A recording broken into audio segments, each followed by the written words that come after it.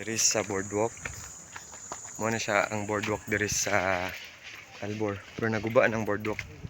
Doon na lang may sa Pagatpatan. So, mo na siya ang Pagatpatan diri. Actually protected area na siya sa DNR. Di pwede mag-date ane, usa sa mga di pwede buhatan. Di pwede mag-date ane. Bawal basta protected area. Narag boardwalk na mo na naguba na gyud ay no. Ha? Pero dire man sila. Pwede magtaguanay ana kay di nagkakahoy ba. Good luck sa mga pandol sa tuod ani. Mo ni boardwalk ang naguba. Digid mo long last ang bambo no. Mo na problema sa bambo. Ang problema na asa sila. Okay, buga asa sila ron. Everybody home? Tabi po, tabi, agiwe. Nagurare, kita na tawari.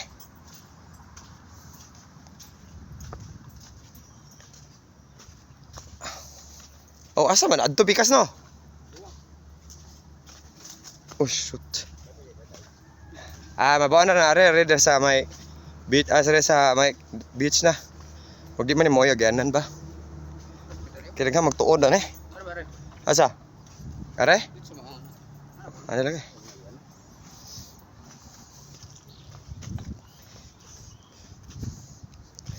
Struggle kaya mo doong dire pero ang advantage na kay bugnaw kay daghag mangroves. Daghag mangroves. Pero luway na nino, di na ni tagbuan eh. Luway na ba na eh? More tagbuan ni pa?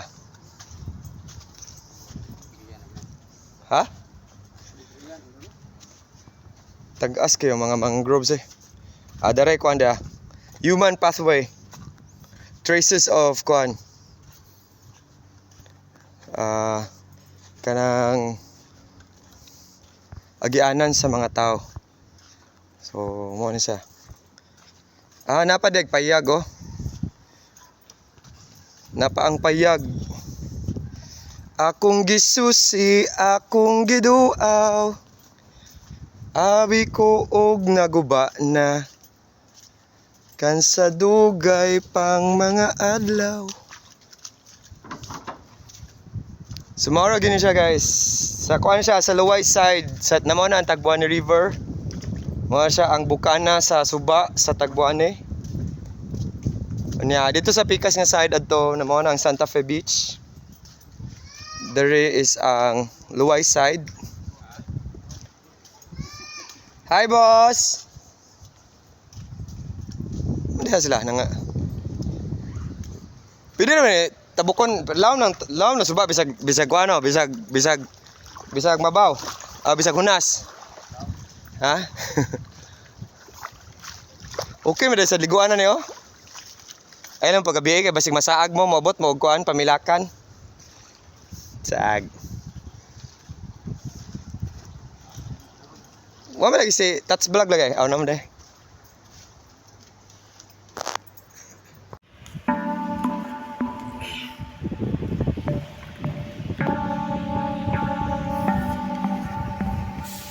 So Ray Trippers mo na siya ang Tagbuani River. So sunod sa dito sa may bridge, Tagbuani Bridge. So kaning this side ani sa river kung asa ta karon mani ang Tagbuani area. Dito sa pikas is Santa Fe, ang barangay Santa Fe. So mo na siya ang river guys, pasudan na mo na siya. Adto mabaw siya ron. So mo na siya ang katong mga dead mangroves, nabuhi na lagi siya balik di na siya dead. Alive and kicking. So mo na siya ang Santa Fe Beach. Tapos na nangaligo sa dito. Hunas actually siya. Nice. So actually sa una, actually first time na ako balik dire after many years kay to gid mi sa Santa Fe man kay mas convenient ato kay makapark ka rin sa motor dire magsuong-suong pa ka sa Pagatpatan before ka makadong dire pero okay sa dang na area dire di kay crowded. Kalag ka ng tuod oh. So di lang ka magpagabi dire para kay medyo hadlok ba sa dire o gabi Tung bata me, pamukot mi ana oh. Tung adto pa mi sa Tagbuani malaag mi sabay sa mong lulo ug lula. Kay tigpamukot man sila sa Tagbuani sa una diha magbirahan na pukot diha. Diha. Masa man na? Aw. Sige, salamat. Ha? Bless ay bless. Kakuha, dako. Hi boss. Bless dito man. Dirty na eh. Dagan boss, dagan ka.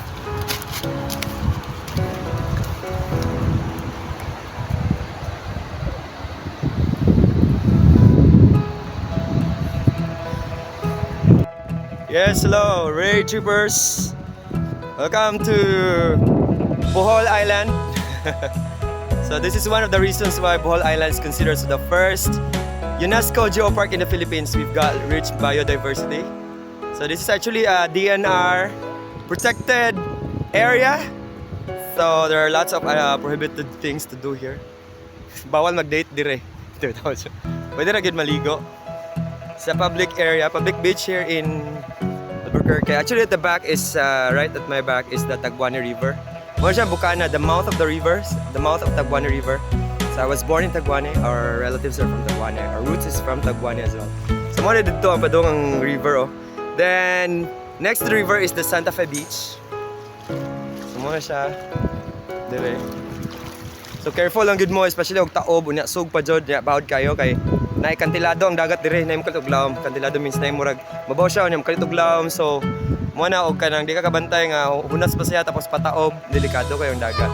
So you have to be careful, you have to be watchful kung naay mga bata nga kuyog ninyo.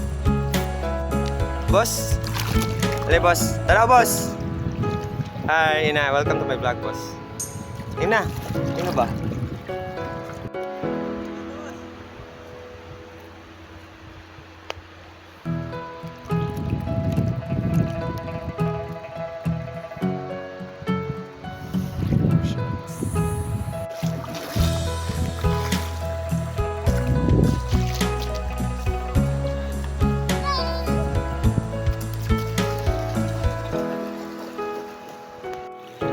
So karon amo nang itabukon ng Tagbuani River.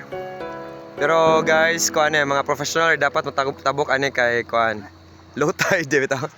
During high tide ayaw mo katabok ani kay sug kaayo. At the same time kantilado jud dire.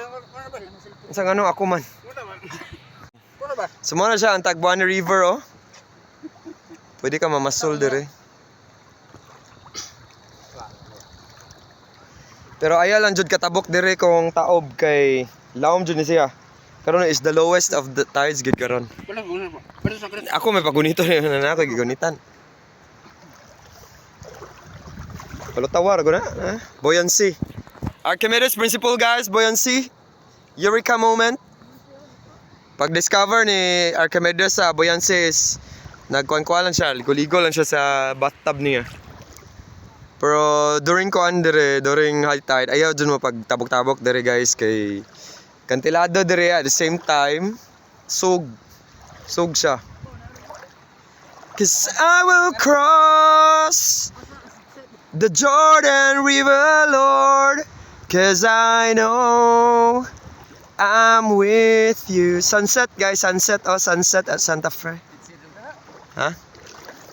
Mga siya guys, ang Tagbuani River.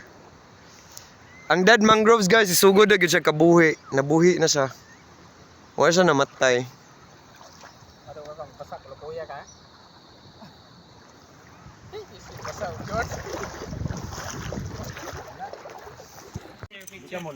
Video na lang. Video. Hi Mel! Welcome to Albuquerque. Ngayon mong family oh. Yung mami ug daddy. Hello. Hi Mel, second batch, Science High. We're from Science High, you can be one too. Forgetting all about is a thing we do. The next best thing to being a student is being a Sci High dude. Diba ito? Sir Daniel. Diba ito?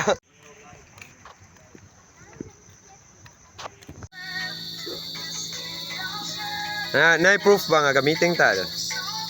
Na-bahalina pa sa over inom na dito pag inom na manaw. Kasi kamulong trabaho Lunes, pasok ka. Lunes. Dila masud ba sa isa ka frame. Pasukan ko rin sa. Ang bawo TV siya nang tawanan na. Tagasa mo nga mga... Mag-inom ba ka? Kuya mo ka.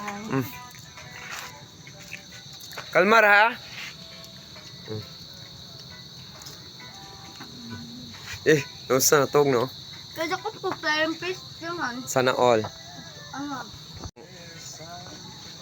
Welcome to Santa Fe, Lomina Beach. May kayak to. The way. There, next time ano, magdata ka tong own kayak. Kung palit tag kayak. Ha? Para magkayak ta unlimited. Uri kayak. Kayak good ka na. Ka na boat. Dito na ang pasaw. Kapaso na. Masuwa.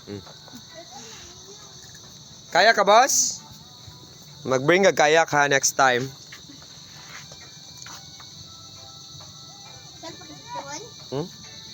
Kaon pa mi. It's fine. Raid Trippers and Friends. Our trip continues with Trip Narray Season 7.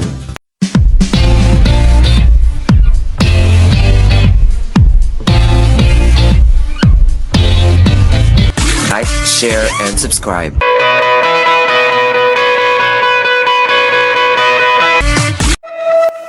For inquiries, please email me at amonforrealestate@gmail.com.